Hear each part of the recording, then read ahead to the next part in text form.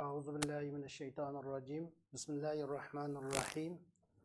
Elhamdülillahi Rabbil alemin. Ve salatu ve selamu ala Resulihi Muhammedin ve alihi ve ashabi ecma'in. Amma ba'du. Esselamu aleyküm kardeşler. Biz bugün hadis körsetmeleri dersimizden birinci kısmı, akide kısmının 34. dersini okuyumuz. Ders mavzusu imanın küçüyüşü ve onun acizleşişi degan temada buludu. Hem de imanın küçüyüşü ve onunki acizleşişi, imanın küçüyüşü hakkında Allah subhanahu ve taala mundaq deydi. Estağfirullah Bismillahirrahmanirrahim. İnnemel mu'minûnellezîne izâ zukirallahu vecilet kulûbuhum ve izâ tuliyet aleyhim âyâtuhu zâtethum îmâna ve alâ rabbihim yetevekkelûn. Allah subhanahu ve taala deydi ki müminler, mümin degen Allah tilg'i ilinsa, zikri qilinsa qalbleri titreydigan, qalbleri korkudigan. Ularga Allah'ın ayetleri talavet kılinganda o ayet ularga imanını ziyade kılıdigan ve Rabbiga tevekkül kılıdigan kişiler bunu bu kamil müminler dedi. Yani mümin Allah eslense, zikri kılınsa onun kalbi korkudu, kalbi titreydi. Allah'ın emrige boysunudu. Allah'ın kitabının ayetleri onun okulsa onu tasdiklaydı ve o ayetlerin Allah'ın dergahidin ikellikige cezmiyet kılıdı. Ve aşu cezmiyeti bilen bille burunki muş ayetini okuştun burun ayet onun zikri kılınıştın burunki tasdiklarıga yeni bir tasdikini koşudu. Yani aşu onun Allah'ın ayetleri onun talavet kılıngan çağdaki imanının onun ziyade buluşu hesaplanır. Ve ala rabbihim yetevekkelun ula kalplerinde Rabbige tevekkül kılıdı. Yani özlerinin menfaatlerini kolu keltirişte, özlerinin dini ve dünyavi zararlarını çökündürüşte Rabbige tayınıdı. Ula Allah subhanahu ve taala'nın şu zararlarını çökündürgücü Allah subhanahu ve taala ikelligi, payda menfaatini bergücü Allah subhanahu ve taala ikelligiga cezmiyet kılıdı dedi.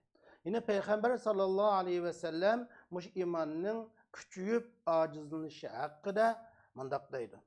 En Abdullah ibn Amr ibn As kâle Resulullah sallallahu aleyhi ve sellem innel imane la yahluku fi cevfi ahadukum kema yahluku thawbu fes'alullahu ta'ala en yüceddidel imane fi kulubikum. Abdullah ibn Amr ibn As radıyallahu anhu'dan rivayet kılınıp Resulullah sallallahu aleyhi ve sellem mundaq degen. İman sizlarning qo'shiqinglarda iman ko'naydi, xuddi kiyim ko'nigan o'xshash ko'naydi. Shuni sizlar Allah subhanahu ve taoladan qalbinglardagi imanni yengilab berishini so'ranglar degan. Endi hadisda Peygamber sallallahu aleyhi ve sellem iman yine yaxluq ko'naydi, ya'ni ajizlashudi. Sizlarning biringlarning qo'shiqidagi iman ajizlaydi, ko'naydi. Kim konuğan dedi. Endi biz imanның qandaq ko'naydiganligini bilmasakmi, ya'ni kiyimning qandaq ko'naydiganligini bilamiz. Kiyim qandaq bo'lsa ko'nab qoldiganligini obdan bilamiz. Ya'ni masalan kiyimni asırsak, o'xshash bir kiyim olsak, asrab kiygan kiyim bilan asrılmay kiygan kiyimninki ko'nash nisbati o'xshamaydi. Ya'ni bir kiyimni biz qalaymiqan xoligan o'rinlarda kiysak, har xil lay patqaqlarda onu so'rab yursak, onun ko'nash nisbati intayin tiz bo'ladi va baksat ko'nab ketadi. Ve xoligan masalan mehqqa o'xshash har xil narsalarga o'ldirsak, o nayda tiz ko'nab vayron bo'ladi. İmanmı shundaq. Ya'ni imanmı, ya'ni qalaymiqan ishlar bilan shug'ullansak, cheklangan ishlar bilan shug'ullansak, mana iman ko'naydi. Shunga sizlar Allah subhanahu va taoladan imanını kalbinlardaki imanı yanılat peşine soranglar dedi.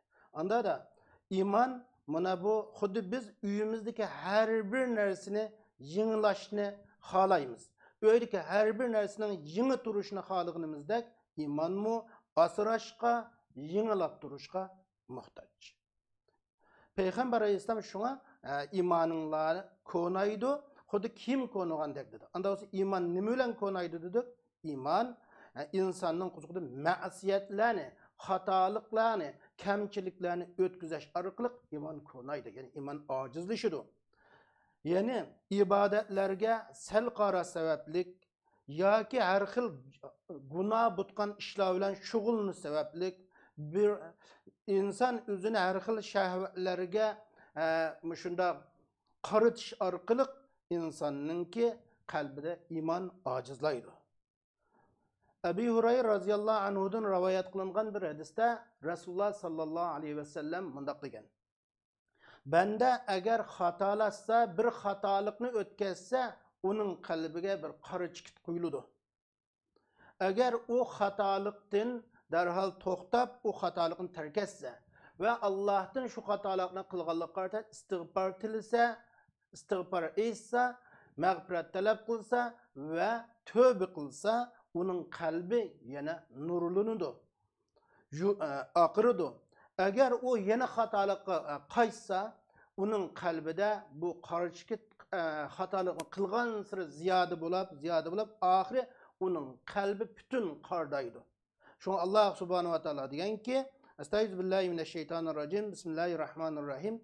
Kalla bel rana ala kulubihim ma kanu yaksibun. Yine iş ula degandek emas, belki ulanın kalpleri ula kılgan günah, ma'siyet sebeplik qardab ketidi dedi Allah subhanahu wa ta'ala. Yani kalbinin kardeşi, yani imanının acizleşişi günah, ma'siyetler bilen bulduğanlığını bu ayet-i kerimlerden ve hadisten görüp alayımız. Anda da Resulullah dedi ki kalbinlerdeki imanını yenilaşını Allah'ın yenilap birişini soranlar dedi. Anda olsa kalplerde iman kandak yenilinidi? Kalplerimizde iman Allah subhanahu wa ta'alaga dua qilish bilan, günah qilgan günahlarımızdan tövbe qilish bilan, salih yaxshi amallarni qilish bilan, farzlarni ijro qilish bilan, qalblarimizni avod qiladigan nafla amallarni ko'p qilish bilan, muhtojlarga sadiqa nafiqalarni, sadiqatlarni ko'p qilish bilan iman yengiladi.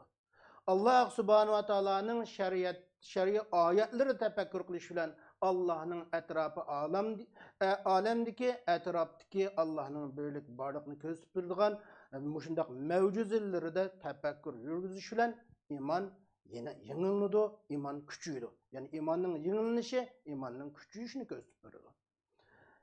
Zikirlerini köp kılış bilen, istiğfar eğitiş bilen, ilim ve zikir soruları da oturuşlar bilen yani iman bu yengilnidi. Kalpteki bu kalpni besavagan dağ, kalpni besavagan muşna datlar ketidi. İman şunun bilen yip yeni nurluk bir meş'el halatiga qaytidi.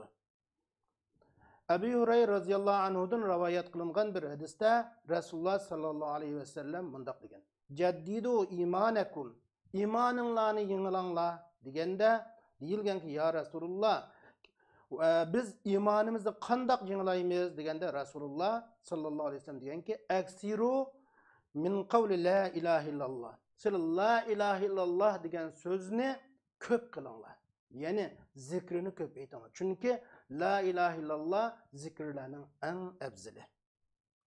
Şuna imanimizning konuşu, imanimizning acizlishi, imanimizning yengilnishi, imanimizning kuchayganligini ko'rsatib turadi.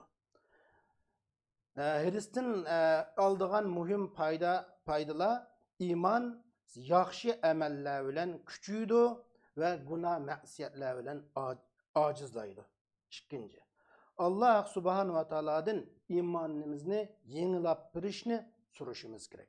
Üçüncüsü, qalb günah ma'siyatlar bilan qardaydi, tövbe istig'forlar bilan aqirdi degan muhim nuqtalar hadisdan ilinadi. Allah subhanahu wa ta'ala bizning imanimizning davomli kuchlik bo'lishini nisib qilsin Allah subhanahu ve teala imanimizni ko'nitadigan, imanimizni ojizlashtiradigan ma'siyatlardan Allah bizni yaroq qilsin.